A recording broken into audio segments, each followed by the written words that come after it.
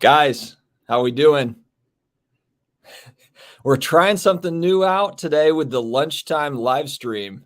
I just thought, hey, why not? I don't have anything going on at lunch today. Why not just take a few minutes and jump on with you guys? So I don't know, if anyone is going to be available. I see a few people in the chat. Let's see. One for the task. It looks like you were here, but you're coming back. I appreciate that. Corey, happy Friday. Good to see you. Ryan, just bought my first vintage cricket card of Jack Hobbs, a 1927 Wills Cricketers tobacco card. It's a sport I really wanted to learn about, and now is a good time, I think. I think I read somewhere that cricket is the largest sport. I wouldn't say like in popularity, but globally maybe it is the most popular sport globally. I was kind of joking about that. Like, when are people going to, like, the next thing to hit? Everyone's going after F1 cards, and yet cricket is the most popular sport globally or something. It's up there. There's something to it. And the stickers, I remember looking at this a year ago or something, and the stickers were really, really inexpensive. Watch that be the opportunity missed right there. Troy, what's going on? Yes. You know what? I just grabbed coffee. The last time I actually ate on a live stream, I've never lived it down since. So I'm not eating on the live stream anymore. But I did just grab kind of a protein smoothie. I think I told you guys I'm trying to drop a few LBs in the new year. So it's been a very clean diet, no sweets, nothing like that.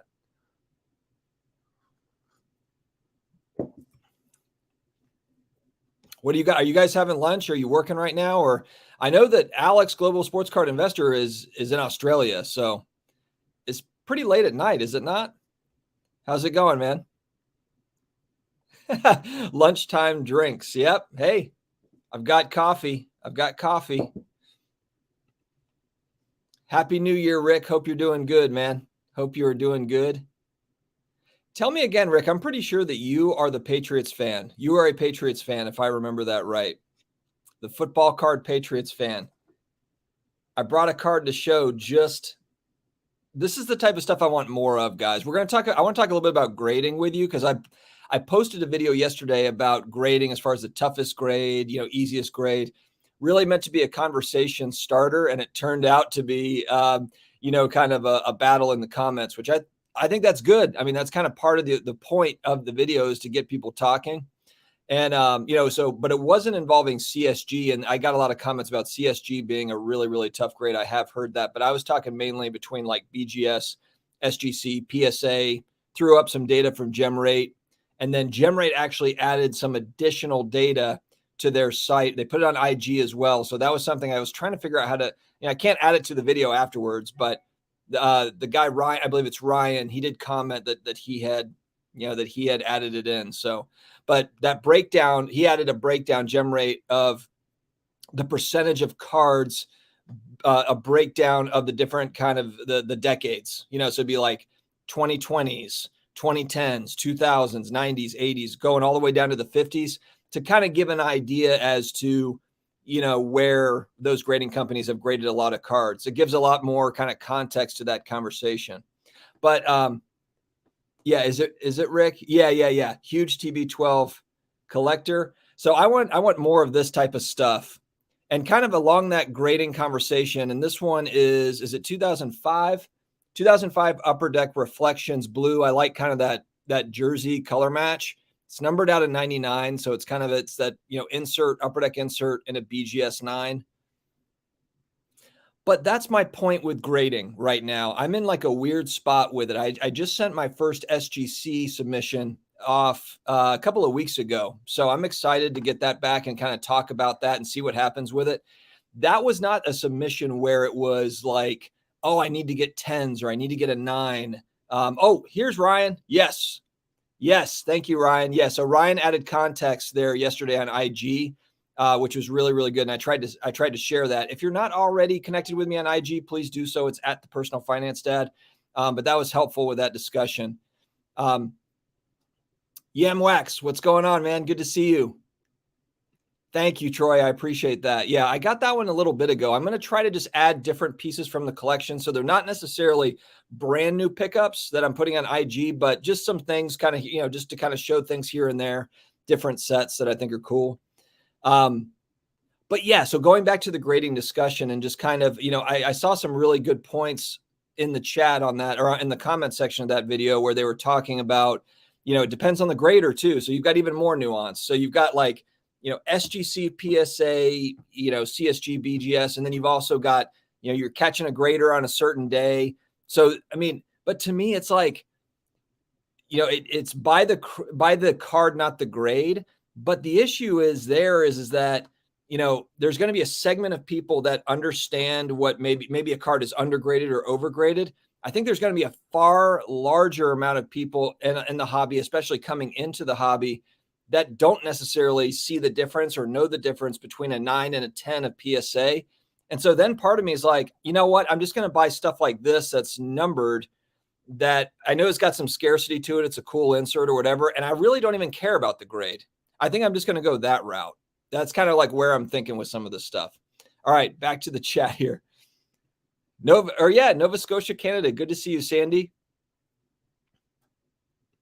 What's up, Prodigy Card Collector? Yeah, thanks for joining me on well, so it's 12 o'clock Eastern time. So you all might be in different parts of the country, different parts of the world, to where you're all over the place. But for me, it's that lunch hour. Yeah. Thank you, Troy. Yeah. I don't think I'm like reinventing the wheel by going after Tom Brady cards. I know that's, and they're not cheap. They're definitely not cheap. But just trying to find kind of values here and there and just paying attention to it. Yeah, Ryan McClanahan. I'm working on an article on 1981 is a huge year in the hobby, and watching the stupid snowfall. That gem rate grading video was fantastic. I appreciate that. Yeah, gem rate's an exciting company. Ryan's in the chat. They're gathering really important data, and then they're also adding new pieces to it all the time. So that's the thing I really like about that, is they started out with, with certain data sets, but they're building off of it, all the time.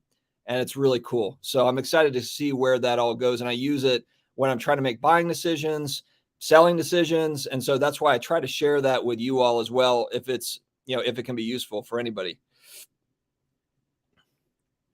Enjoying my last Friday as a headhunter, small biz owner, aka flex schedule, new job on Monday. Oh, congrats, Yam. Congrats. Hopefully you're excited about the new job.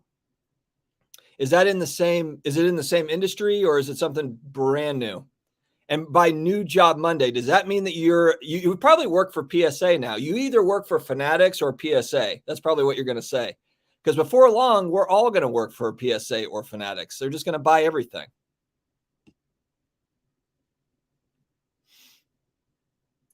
2 a.m. in Japan. Wow. Why are you up, AJ? That's wild. That is wild. Yeah, I thought I would try something different. AZ Brother Sports Cards. I thought I would just kind of, throw it up.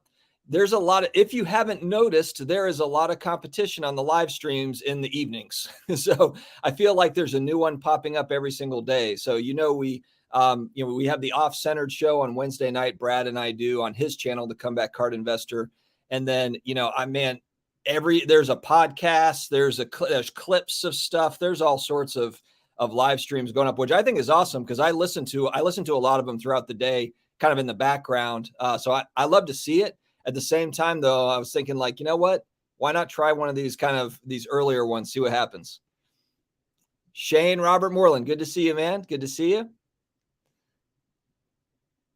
So yeah, what are your thoughts on kind of that grading side? Are you because I've just gotten to the point where I'm starting to care less about, it depends on the card, obviously, but I'm really just looking more for rarity / scarcity, not as much paying attention to what slab it's in. As long as it's kind of the big four, we talk about, whether it's PSA, BGS, SGC, CSG. And I know that HGA is popular among people as well. I haven't used them. I haven't bought any HGA slabs, but I feel like between those four, for me, I've got enough it's like there's enough out there that I've got enough to work with. But just paying less attention to that. So if it's a BGS 8, but it's it's kind of like the card that I showed on Instagram, that I posted on Instagram today. And this is a 2014 exquisite Jerry Rice auto. It's numbered out of 6. It's a BGS 9, but it was a pretty big, this card was, I think it was $150, maybe $175. And then when you look at what like boxes of Exquisite cost, unopened boxes, and then it's a, auto of the GOAT wide receiver. I don't know. Like that's the sort of stuff that I had picked up a lot of last year, 2021. So I've kind of revamped. If you saw, I've got targets this year. I'm trying to stick to those targets. But I'm just, again, like if it's a BGS 7, but it's a really rare card that's cool, then yes, I'm taking a look at it. Yeah, Wawa, exactly. That's hilarious. You kind of get that feeling like the tidal wave of stuff is going to be coming when Fanatics takes over. It's going to be like everywhere you go, there's going to be a pack of cards in your face, some sort of cards. I don't know if that's necessarily a bad thing. I feel like that almost might be kind of, in a weird way, that would be nostalgic for me to see cards, just to see sports cards at gas stations all over the place. Because it would be like the late 80s, early 90s, and everybody's like, oh, yeah, but they overprinted. I almost wouldn't even care, though, because I think that it would be cool as long as we kind of, we talked about, I really think it would be awesome for Fanatics to put out print runs, maybe not for every single product or every single card, but I do think it would be cool for them to educate kind of the consumer on, what is, are these cards rare or not? I just think about my parents, when I was young. And I remember they would ask me like, hey, did you get any good ones out of that pack? And I think about it today. And if you're just a dad, it's like, okay, I don't know, your 15-year-old or your 18-year-old is like, hey, I'm going to get into the sports card thing. And you were never into it. You would kind of like to get an idea of what's scarce and what's not. And I do understand the mystery and the guessing game is fun. At the same time, though, wouldn't it be kind of cool, though, to have a little bit of an idea, take some of that mystery away and to be able to kind of game plan around that? I think that would be a really good, I think that would be really good also for young people, just learning supply demand, learning, finance stuff. I think it'd be cool. Outside of graded starting lineups, are you buying any sealed graded G.I. Joes, He-Man, etc.? I just flipped 9 GIs. I got it at a rummage for $2 for 90. Booyah. Yeah. So I have the graded starting lineups. I have got in-box Ninja Turtles, Ninja Turtle toys from 1988. I believe 88. It was either 87 or 88 was the first year for those Ninja Turtle figures going back to when I was 7. I've got a few of those in box. I don't have them graded. I was looking hard. There was a dealer that had in-box He-Man from the 80s, which that's like mega nostalgia for me. The price point just wasn't quite there. I got his business card just to see if maybe I could negotiate some of that. But I was just amazed that some of that stuff is still out there.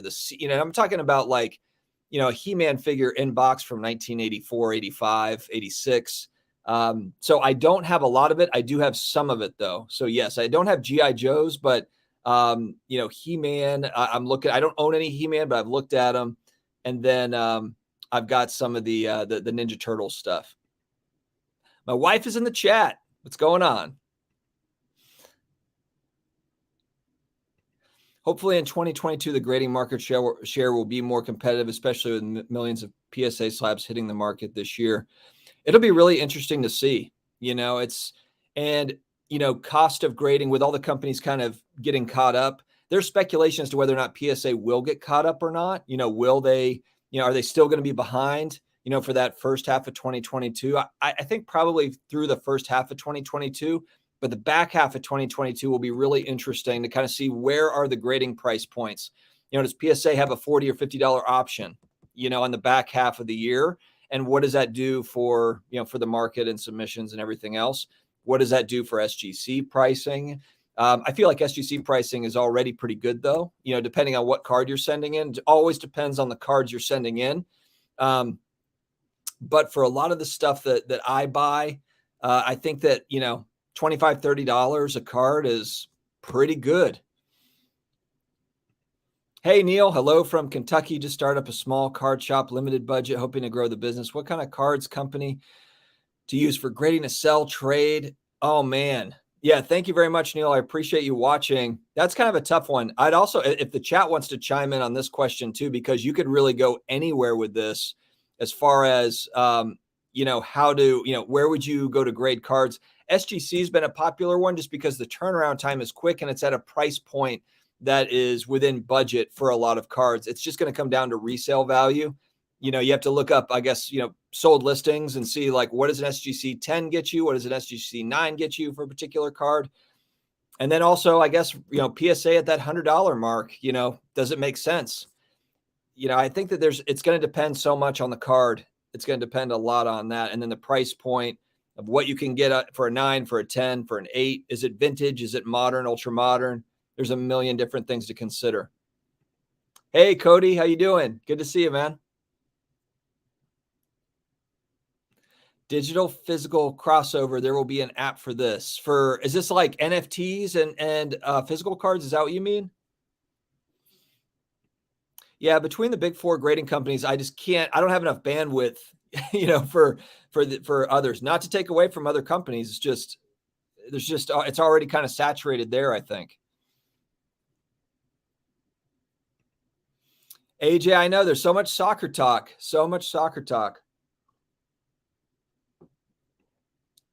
I've heard this as well, but then I've also heard people say BGS is a consistent grade for them. And we did see that BGS is the highest on gem rates data as far as gem mint cards coming back. It was at 38%. And I was actually right in my video when I was talking about, I believe that the majority of the BGS cards that they've graded are from 2000 to now. And the part where I missed is they also graded a fair amount of 90s cards. But once you go back to 80s, 70s, 60s, 50s, far less BGS subs.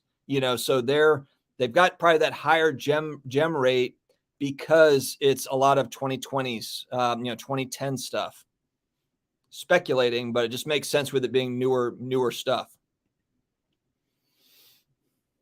I don't know what the latest is with HGA. Is anyone still using them? Are they having good success with them? I just haven't heard. Of course, I heard about the couple of cards that they had an issue with as far as authenticating. But then I heard that they were making it right. I don't have anything since then, though. So, and I've never been a customer, so I can't speak on that front either. It's a good question. Oh, Loco Card Collector also has a YouTube channel. I like watching your videos as well, sir. Thank you for joining. Garbage Pail Kids, series 1 through 3. Love that. And I assume you're talking about like the 80s, the 80s stuff.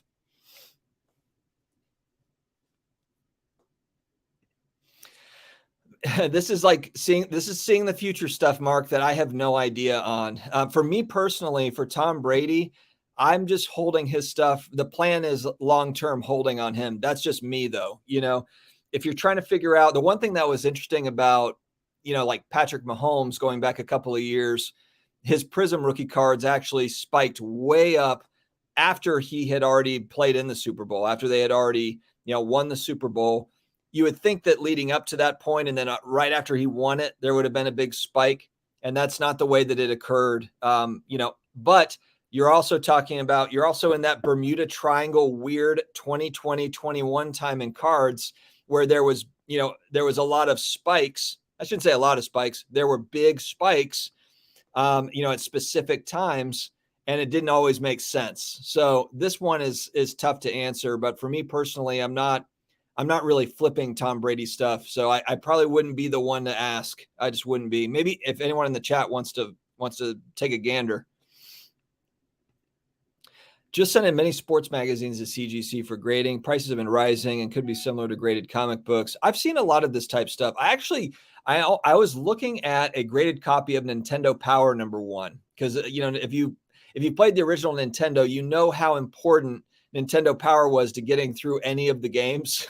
So there's all sorts in Sports Illustrated I saw those on Golden Auctions, old Sports Illustrated's old stuff.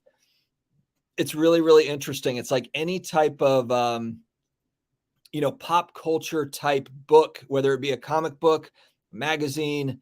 I'm sure, I don't know, do they grade like the original Harry Potter books? I know they've got first edition books, but not necessarily newer things like that, but more of like, The Great Gatsby and like older type books. But I'm sure there's going to be a market for, I think maybe I did see something about like an original, a first edition Harry Potter book that went for some crazy money. It's just going to be stuff that's relevant in pop culture, that's scarce, is always, it's always going to be kind of probably have its day at some point in this kind of wild collectibles world, that we're in. Everyone's moved focus to those types of nostalgic collectible items for their alt investments, so to speak. There's so much emphasis from influencers on not overpaying. It's hard for the market to go up. Yeah, I guess that's a kind of an interesting point, Kamikaze Card Collector. Yeah, I guess you have seen more of the you have seen more people kind of saying, be careful, or the market's crashing, or this or that or whatever. As opposed to, being positive about what's coming. It's kind of interesting.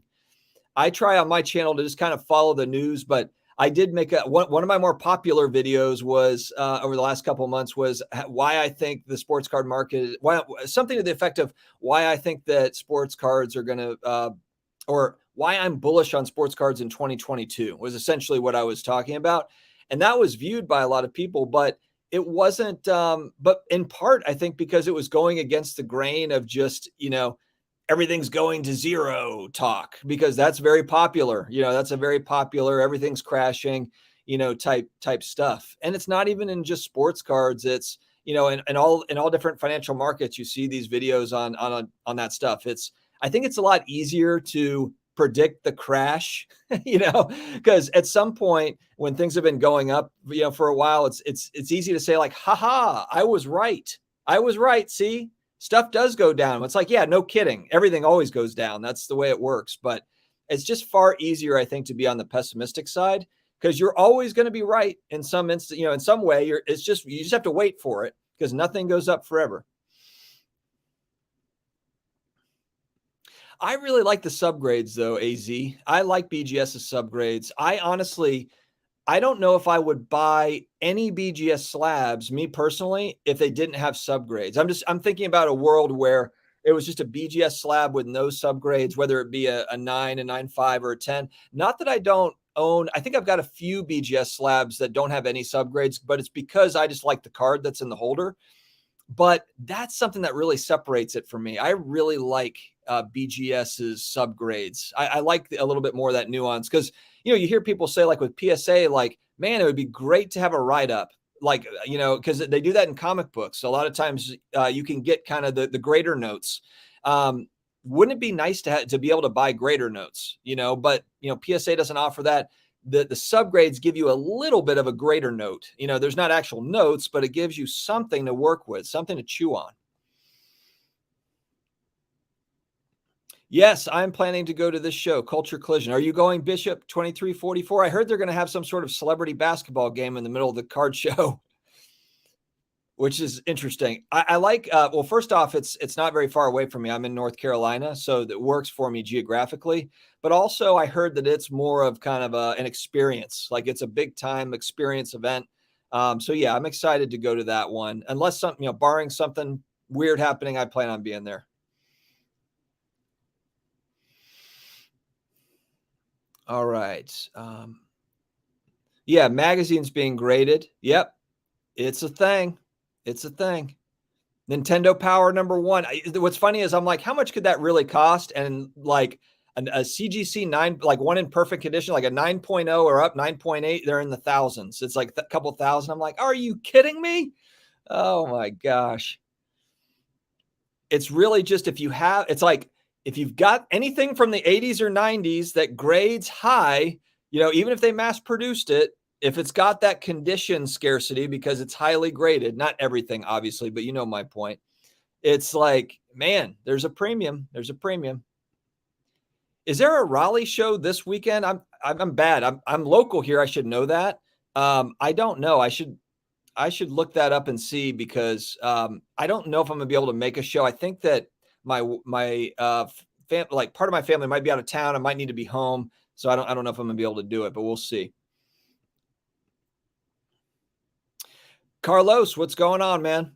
Yeah, I'm switch. Hey, I'm trying a new time. I almost went on Friday night, and I'm like, you know what? I'm not going to do that. Try to compete with Carlos and Dakota and, the other 10 channels and IG accounts that are also doing a live.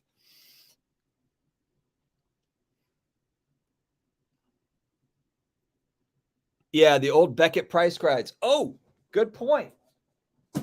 Let's see. Can we guess the grade on this one? Oh, it's got some dinged corners. It's issue number 4 from 1990. I'll tell you what, it's not terrible. It's not terrible. But to be honest, I haven't really been taking great care of it. I do have the Michael Jordan basketball one, the first one, and a CGC 9.8. Those are pricey. Some of those graded copies are pricey.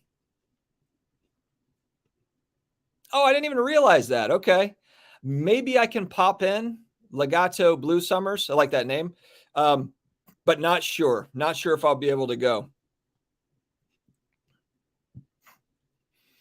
And I don't think I can have any sort of camera in there. I wouldn't mind doing some sort of like a goofball comedy thing in there with, just taking some video of myself and doing dumb things for about 10 minutes and then throwing that up over the weekend. I think that would be kind of fun. But, depends on I think there's 2 different promoters for Raleigh show. And last time I was there, it was no cameras at the show. So we'll see.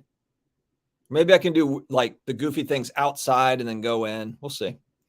We will see. Oh, no. Okay, Dominic. Nothing weird on there. Nothing weird. Yeah, the CSG cards. I like, well, God, and that's the thing is CSG is such a tough grade that I bought, wait, do I have it on me here?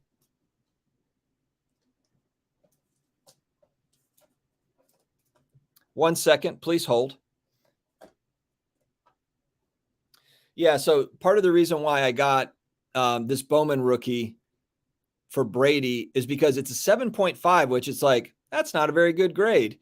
But I feel pretty confident that this could probably do better if it went to BGS or maybe an SGC or a PSA. So I guess my point is if these guys are known to be the toughest grade or a very tough grade, then why would I not pay less for that lower grade? And then I've never cracked and resubmitted or done any of that, but maybe at some point down the line, if I'm trading or something, there will be somebody that does the cracking and the resubbing or whatever, and they'll look at this and be like, oh, well, maybe this is a PSA 8 or PSA 9. I don't know. So just a thought. Just a thought. Yeah, Troy, I just like the subgrades. I think that's really a differentiator for BGS that I just really like it.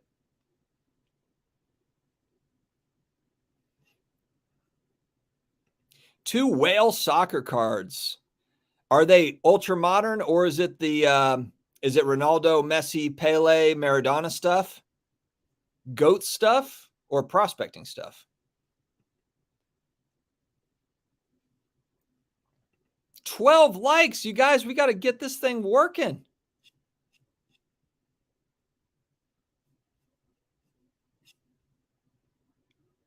Oh, hold on. Let me see. Do I have this right? Hold on a second. My computer's doing something weird. Oh,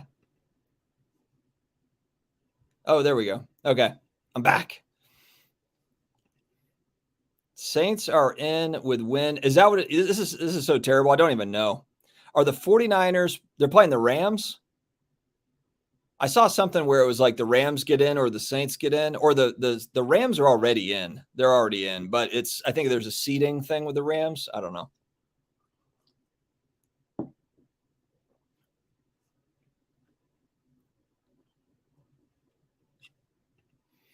Yeah, I kind of like this comment too. More data, the better. The fact some of these submissions cost thousands of dollars, it would seem logical to have more data, perhaps high-res photos of the issues. Yep. That's one thing too. I have a lot of respect for, not to take away from sports card grading, but if you're looking at comic books or magazines, well, I can't speak for magazines, but CGC grades, they're looking at every single page of a comic book, front and back cover, the staples. I mean, so if you think about it, if any part of that book is restored, refurbished, whatever, it gets a restored grade or whatever. I mean, as opposed to, you're talking about a 40-page, 30 to 40-page book that is getting graded compared to a tiny little card. Just saying. I have not been on PWCC at all for buying or selling. I signed up. I think I still have to maybe verify my account or something like that because I want to take a look at it, but I have not. I have not used them yet. Actually, making a video, there is a new site that's coming out. I'll put a video out on it probably tomorrow. And basically, this site gives the ability for you to search cards across multiple platforms. It just launched January 1. I want to bring attention to it because I think it's valuable, frankly. I mean, we talk about all the time how there's so many selling platforms. Will there be consolidation, et cetera? And so, I think that's going to be important. I think that's going to be important to be able to kind of search across multiple platforms. And I don't know if it's necessarily against every single platform, but I tried it out on a few cards and it was cool. It was helpful. So I will unleash that video tomorrow. I'm not affiliated or anything with them. I just thought the idea was cool and I wanted to bring attention to it. It's brand new and they're looking to add more users to it. So hopefully that is relevant to folks. Hopefully it's helpful. Vintage Dustin tech issues. I know, man. I know. I'm not the most technologically advanced person. Technologically advanced. There it is. Oh yeah, CSG has the best holder, I think. I mean, as far as, clarity, as far as just how it feels in your hand, I think they've got the best holder. It's just that, it's hard too. You're a new company coming in. I mean, part of that green on their, that green, everyone's like, why'd you pick green? Well, their comic books are graded in that green CGC, label. So I think it's brand consistency. I don't think it's necessarily because they thought, oh, we'll go green with sports cards. I think it's just to keep it consistent. So.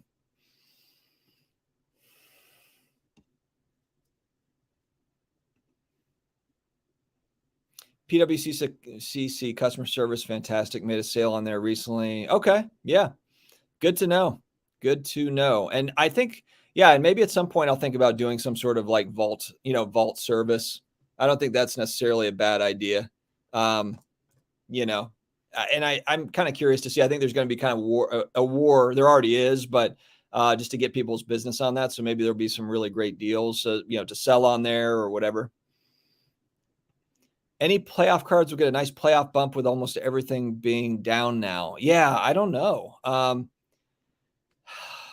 That's tricky. It's tricky because, like I said, it was like the Bermuda Triangle sports card world of 2020 and 2021, where you could kind of predict a little bit, where it was like buy in the off season, then sell leading up to the season, and then buy within season. And I just don't know how that's going to look moving forward. There very well could be bumps for specific players, but man, there's just so many moving parts that I kind of put actual player performance. And I've been saying this for months actually, is I put it down here on the list of things that are important to sports card prices, which goes against what a lot of people would probably think or would say. But I just think that's the reality is I think that, anticipation of something happening, speculating on somebody doing something has a lot more effect on card prices than the actual thing happening, than the actual player playing great, and it happening. Speaking of, and isn't the football season strange, this year to where like there's not any very dominant teams. There just aren't. There's not anybody that's like running away with this thing going into the playoffs, which kind of makes it fun. It's insanity that the New Orleans Saints have had 58 different starters this season. That's a new NFL record. Did you hear that? 58. And just so if anyone knows or doesn't follow football, 11 start on each side for offense and defense. 58 different starters this season for the Saints.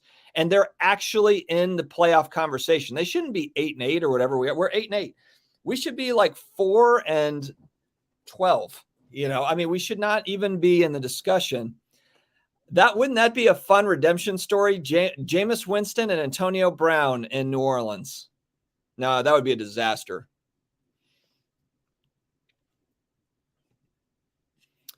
Yeah, I think, well, I guess what's kind of fun about the whole buying and selling cards, any type of collectible or anything really, is we're all kind of taking bets on what's going to go up in the future, and if it's a good buying time or if it's not a good buying time. Is it a good selling time?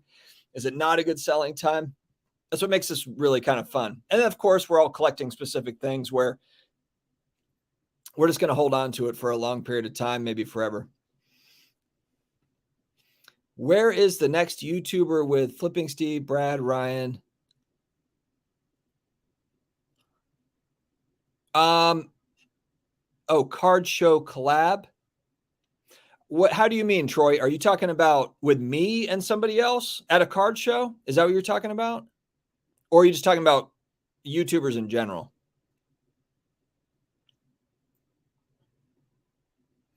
Because if you're talking about me and another YouTuber, it would most likely be Culture Collision in Atlanta at the end of February. I mean, unless I run into somebody at Raleigh show or something. But again, we can't video it at the Raleigh show anymore. So I don't know how good of a collab that's going to be. Outside of I don't know how good of a collab it's going to be. Yeah, so it would be Culture Collision in Atlanta. And then I plan to go to the National, barring something weird again, in Atlantic City at the end of July. But as far as traveling for a show, I think it's just going to be Atlanta and the National. That's probably going to do it for me, unless maybe there's a big industry show. I'd probably wait till later in the year, but maybe, kind of like these industry summit type shows that are popping up, maybe one of those later in the year. But we'll see. It's got to be worth the travel and everything else. There's, it's the cost to get there too, that to be taken into account. What is this thing? I don't know what that is. All right. Random comments from Russian bots. All right. February in Atlanta at the end of. Is anyone going to that show? Anybody else going to Culture Collision?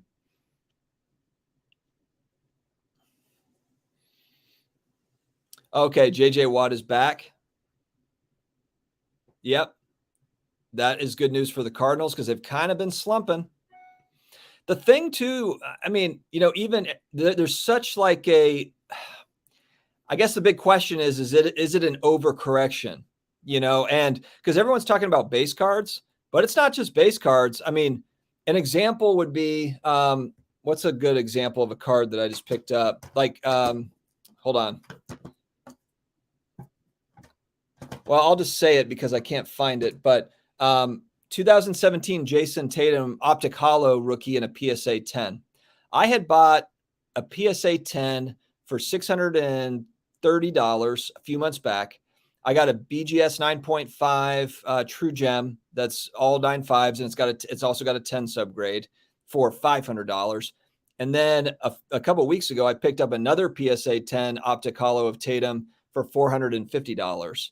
So that is way off of the height. But then it's kind of like, those aren't just base cards going down. I mean, you're talking about Optic Holos are pretty popular rookie cards for basketball.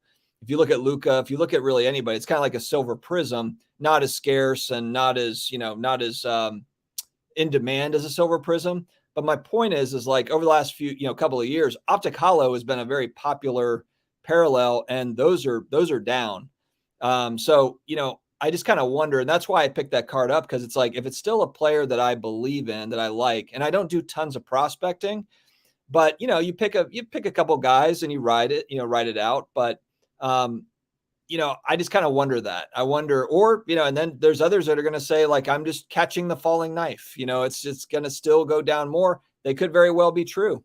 But frankly, if there's Tatum Optic Holo PSA 10s at $250, I'll buy as many as I can get at $250. That's the reality of it.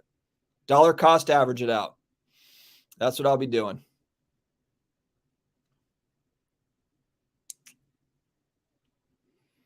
All right. Sorry, guys. I got behind on the comments. Russell Wilson to the Saints. I'm gonna be real controversial, and I'm gonna say I would rather have Baker Mayfield than Russell Wilson right now. And here's why. Here's why. Because Baker Mayfield would come to us for a 6th round pick, and we just take over his salary, and then we'd be on the hook for his extension. Russell Wilson's going to be like 3 first rounders. And to be honest, it's the same discussion about Deshaun Watson. I don't want to give up 3 or 4 first rounders. He's a great talent. He's a great talent, but Sean Payton is a coach that can coach up a QB. Jameis Winston has been all over the place. He was with Bruce Arians before he got to New Orleans. Bruce Arians, he threw 30 picks in Bruce Arians' offense. Sean Payton knows how to work with quarterbacks to adjust to their game as opposed to the quarterback having to adjust to the system. And so that's why at that point, I'd rather just write it out with Jameis. Jameis was doing just fine. Jameis was doing great for us. We have elite defense at this point for the next couple of years. We need to ride that out. The QB, we don't need to have, Deshaun Watson type talent to go to win it all, frankly, with this defense. All right. All right. Yes. Absolutely. I'm always up for, let's grab a couple of light beers. I'm not an IPA guy. I'm not into the heavy stuff. I'm more of kind of the light stuff, but absolutely. Yeah, it's crazy. I keep seeing stuff about Sean Payton should be coach of the year, but he won't get it, obviously, because the team is 8-8. Maybe we'll be 9-8, and maybe get into the playoffs. But it's been insane, all the stuff that the team has faced this year. Oh, okay. Doesn't have the same shine as 18 and newer. Okay. Well, fair enough. I mean, maybe but I'm going for more of the player than the shine. If there's a little bit less shine, I'm not worried about the shine. I'm more worried about the player for that. But I hear you though. If that's true, I can understand how that would be something. I might try. Yeah. You did invite me because of it's a football focused live stream. I would like to come on, even if it's maybe 30 minutes or 45 minutes. I got to check with all the family stuff going on and just see if I can squeeze it in. But that would be a lot of fun. I am mostly a football card guy, so I'm with you. I'm with you guys, with you and Dakota on that front. Luncheon live, yes, let's do it. I'm just mixing it up, something different, Dakota.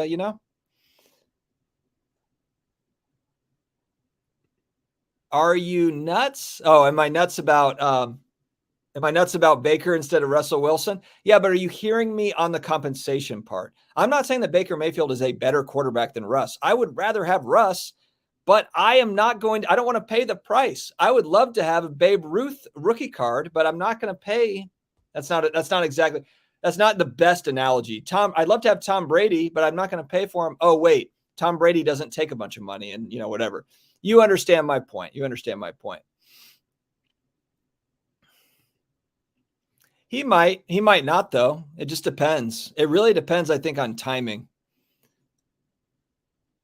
Yeah, Russ and Deshaun Watson are 3 first rounders. It's just not worth it. It's not worth it. They already have big contracts too. Watson is signed up for what, 40 million a year, 38 million, and Russ also has. I mean, these guys aren't making chump change, and then you're giving up draft capital. It's like, I don't know.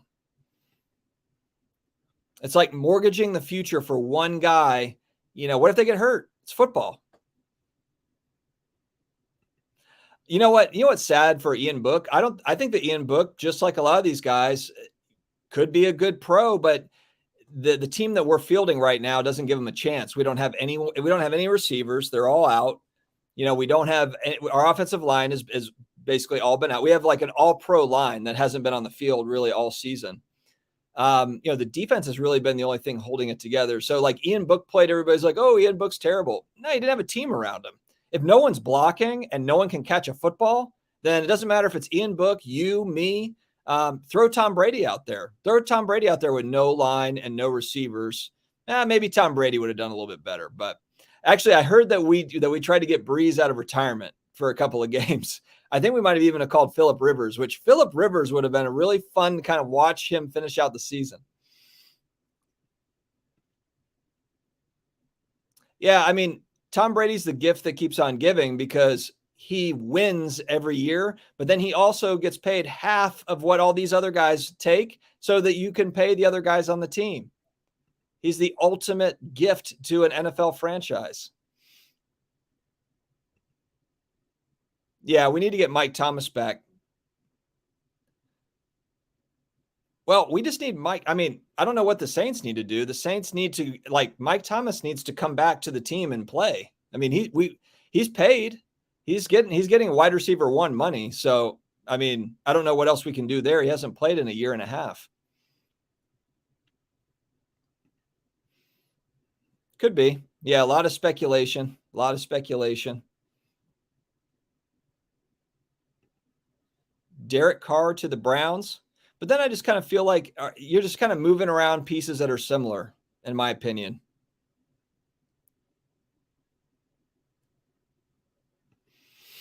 Jordan Love or Carr. Haven't seen enough of Jordan Love to really know what he's gonna become. He hasn't seen enough of the field, in my opinion. And then Derek Carr, it's just hard to tell. It's like there's some nights where I watch him, I'm like, man, this guy's legit. And then there's other times where I'm just like, this is awful. So I don't know.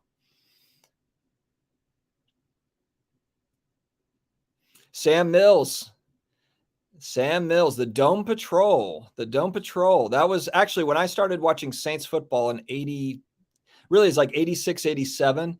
That was the Ricky Jackson, Pat Swilling, Von Johnson, Sam Mills years with New Orleans. Those guys, it's funny because all you hear about is like Montana's 49ers in the 80s. The Saints played them tough. They were in the same division as the 49ers, played them tough every single time. And then Montana would just eke out the win. But we were actually hanging with the 49ers in the late 80s. Yeah, he's still very young, and I have Devin Booker stuff too. I mean, I like, there's a few guys that I like. And look, I don't have 100 of their cards or anything, but, I just pick out kind of a few guys that I feel like, should be relevant barring injury for the next 5 years, 5+ years. Appreciate that, Cody.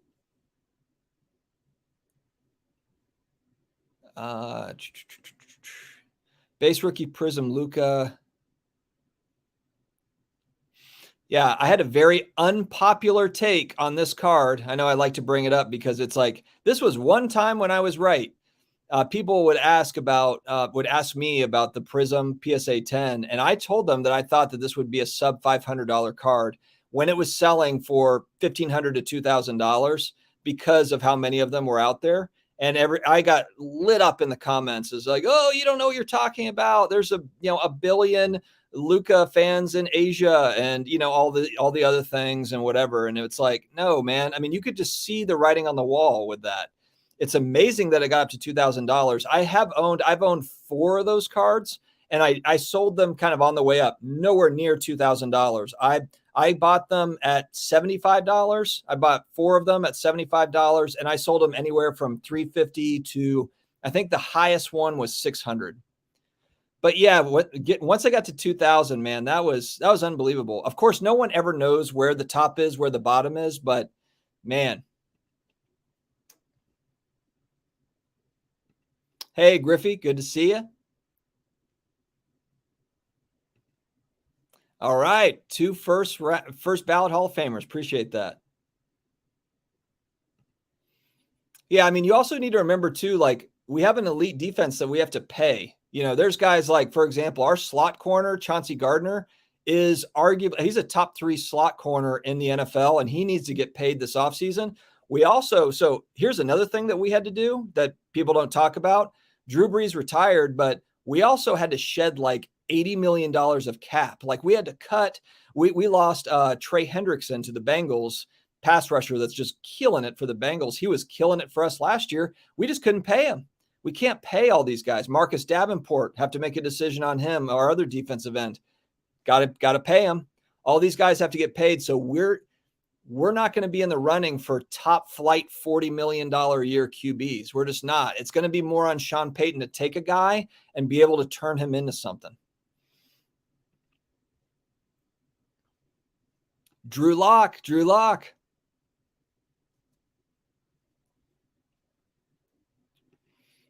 Yeah. Even the great Pat Mahomes. I mean, and Tom Brady has done well without, I mean, Well, I say that, but in New England, he had a pretty elite line. He had an elite line in New England. In Tampa, he's had so last season in the regular season, when the Saints trounced them twice, their line just got destroyed. I don't know what happened in the playoffs. I don't know what they were eating in the playoffs, but the offensive line woke up and all of a sudden decided they could play football. And that's when they beat us in the playoffs. But yeah, Brady has such a quick release. He just adapts to it. If he doesn't have time, then he's just going to get rid of it. It's going to be bubble. It's going to be wide receiver bubble screens, and it's going to be, the quick slants and all the little, like the underneath stuff to the Edelmans of the world and the Scotty Millers. That's what he's going to do. Yeah, we still have cap issues and we still have to pay guys. So there's still going to be guys that we lose. And yeah, no, we went all in on a bunch of stuff. I mean, Mike Thomas is making what, 20 million a year or something. He hasn't played in a year and a half. Mike Thomas is, I mean, I don't know if he's that could be where we trade Mike Thomas. I don't know. Because if he's not going to play for us, I just don't know why we're paying him wide receiver one money.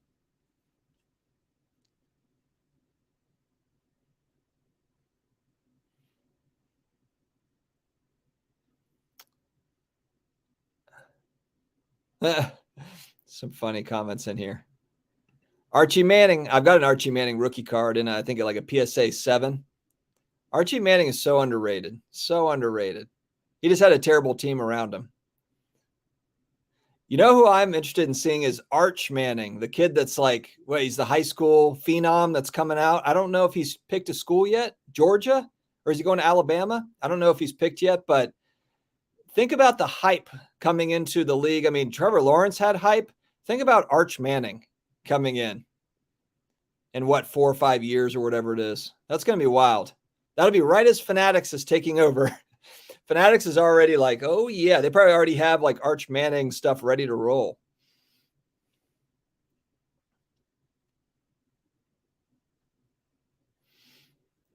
Yep, barring injury. That's always the thing. It's always the thing, barring injury.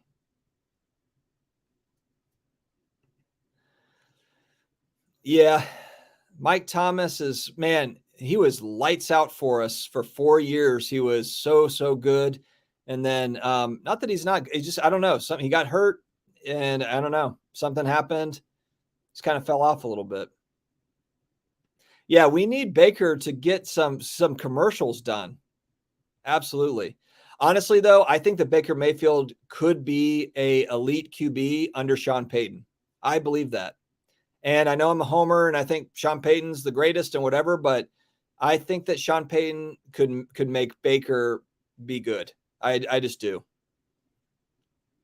And look, he's not terrible in Cleveland. He's banged up also. I mean, like it's not as if he's playing healthy. The line's healthy. No. He's like, the line's not healthy. He's getting battered and he's not healthy.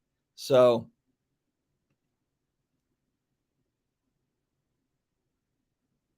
yeah, in New England, he had an elite line for sure. He did not have an elite line when he came to Tampa. They used their first pick last year on what, Worth, the tackle, and he struggled in the regular season, and then he picked it up. They figured it out. They made adjustments or whatever. I don't know what happened, but then they figured it out.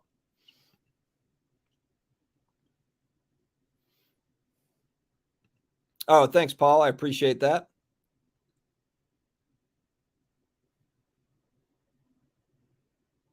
Ouch. Ooh. Do you believe Zion will cash in on Jenny Craig or Weight Watchers for commercials? Well, and then you hear that he's not working out with the team. Now he like left the team to go work out. I mean, that has really snowballed into a really odd situation in the NBA in general. If you factor in okay, so let's just go back 12 months. You think about going back 12 months, you think about NBA, all the excitement about Zion, the Lakers and LeBron are flying high. You've got, Durant, you've got kind of like, the NBA is kind of in like a pretty good spot. Now LeBron and the Lakers are average. LeBron's still playing great, but the Lakers are average. They're beat up, they're hurt. They can't really figure out their chemistry. Zion is nowhere to be found. And then they do a lot of the resting stuff through the regular season to where they're resting guys for, seems like half the season, to where it's like, why do we tune in for the regular season? We should just tune in for the playoffs. So then it's kind of like all for basketball cards and movement with basketball cards. It's like, I wonder, do people just not care anymore because of this type of stuff? I don't know. I mean, for me, it's like, I'll catch a regular season NBA game here and there, but it's not must see TV for me. Yeah, I guess, but no, in today's NFL with the passing league, you have to have guys, a lot of cover guys, and most teams don't have a lot of cover guys. And where you are vulnerable is where you get beat. That's just how it works. Missing lunch. I know I need to wrap up here, and I've got 3 more minutes. If you have any more comments, throw them in. That's big shoes to fill, but I mean, you kind of see some of the similarities. It's an undersized guy. Baker's a little bit more cocky, I would say, than Breeze, but I think that Baker could turn it around under Sean Payton, and with our defense and with everything else, I think he'd be all right. Yeah, I think that's kind of the issue. The cockiness, the maturity, that's the piece but the thing is, though, like Sean Payton would not stand for that. That's the thing. There's no cockiness. There wouldn't be cockiness in New Orleans. It's kind of like, playing under Belichick or Parcells. You're not going to, they're all from the same coaching tree. It's like, grow up or get out. I mean, that would be what it is.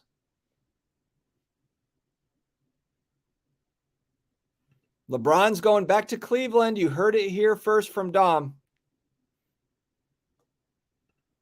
Yeah, and maybe you chalk it up to that he's young. Maybe it's like, hey, what is he, 24 or 25 or something? Or is he 26? Anyway, if he plays if he plays to 35, he's got another decade in the league, so there's still time. But yeah, I mean, there's just a lot of things that need to be worked on there. Yeah, the basketball prospecting stuff has gone away from what I've seen. Not all of it, but some of it. A lot of it, I should say, probably. Yeah, there's a lot of excitement around Ja and LaMelo. I would agree with that. I'm trying to see there's a Hornets. Charlotte plays against Dallas in March, and I thought it'd be cool to go and see LaMelo, maybe with a couple of my boys, to go see LaMelo and Luka. Assuming Luka's playing, he was just out for 3 weeks, but so I don't know. Let's see. I think that'd be cool.